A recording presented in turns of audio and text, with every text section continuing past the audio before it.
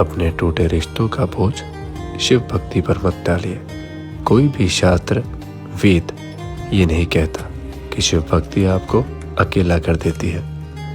शिव तो सारा संसार आपकी झोली में लाके भर देंगे।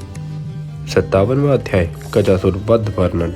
संत कुमार जी बोले, हे व्यास जी, अब शिव जी के उस चरित्र को सुनाइए जिसमें उन्होंने राजवेद गजासुर को त्रिशूल से मार दिया था। व्यास जी बोले, जब देवताओं के हितार्थ देवी ने महिषासुर को मारा था और जिसका बदला लेने के लिए ही उसके महावीर पुत्र गजासुर ने उग्र तप कर ब्रह्मा जी से वर प्राप्त किया था। जब इस प्रकार ब्रह्मा जी से वर प्राप्त कर वह अपने स्थान को आया तो उसने सब दिशाओं, तीनों लोकों सहित देवता, असुर, मनुष्य और इंद्रादि को, सब गंधर्वों और सब को जीत उनके तेज को हरण कर लिया।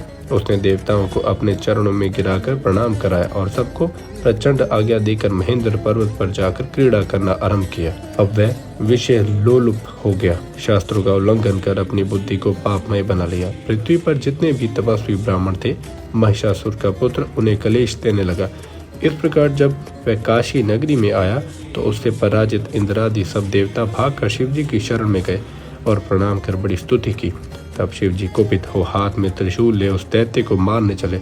उसने शिव जी से बड़ा युद्ध किया, फिर तलवार ले शिव जी के ऊपर दौड़ा। शिव जी ने त्रिशूल उठा उसका सिर छेदन कर दिया, परंतु उसने उसे अपना शत्रु माना। फिर शिव जी की अनेक स्तुति की। शिव जी शीघ्र ही प्रसन्न हो उसे वर देने लगे। उसने कहा, यदि आप प्रसन्न है तो मुझे मार मेरी इस देह के चर्म को अपने ओढ़न बनाइए तथा अपना कृतवास नाम कीजिए। शिव जी ने तथास्तु कह उसके इस शरीर को काशी क्षेत्र में मुक्तिदायक ज्योतिर्लिंग बनाया।